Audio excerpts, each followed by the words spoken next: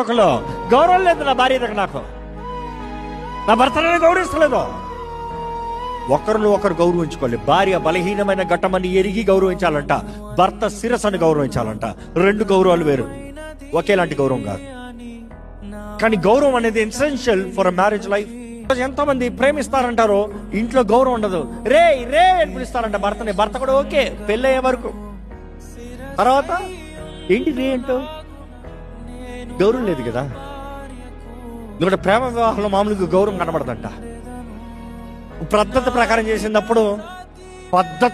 చేసినప్పుడు గౌరవపూర్వక అంటే మీరేంటి అరేంజ్ మ్యారేజ్కి సపోర్ట్ చేస్తున్నారా అంటారు. నేను ఏ రకం కాదయ్యా, దేవుని చిత్తంలో పెళ్లి చేసుకోయని నేను చెప్తాను. లవ్ మ్యారేజ్ అని కాదు, అరేంజ్ మ్యారేజ్ అని కాదు, దేవుడి చిత్తంలో పెళ్లి చేసుకో. నీ జీవితంలో నువ్వు ఉన్న స్థాయి ప్రకారం దేవుడు ఎలాగ నిన్ను నడిపిస్తాడో ఆ రీతిగా దేవుని చిత్తాన్ని పరీక్షించి పెళ్లి చేసుకో. చివరికి అనుభవించాల్సింది నువ్వే అంత. చివరికి మామూలుగా ఎప్పుడు చెప్తా ఉంటాను, అరేంజ్ మ్యారేజ్ అన్నా ఒక రాయే, లవ్ మ్యారేజ్ అన్నా ఒక రాయే. ఏ రాయి తీసుకుని తలకాయ కొట్టుకున్నా దెబ్బే. అందుకని దేవుని చిత్తంలో వివాహం చేసుకో. క్రౌన్, కిరీటం ఉంటుంది. రాజుకి కిరీటం కావాలి, రాణికి కిరీటం కావాలి.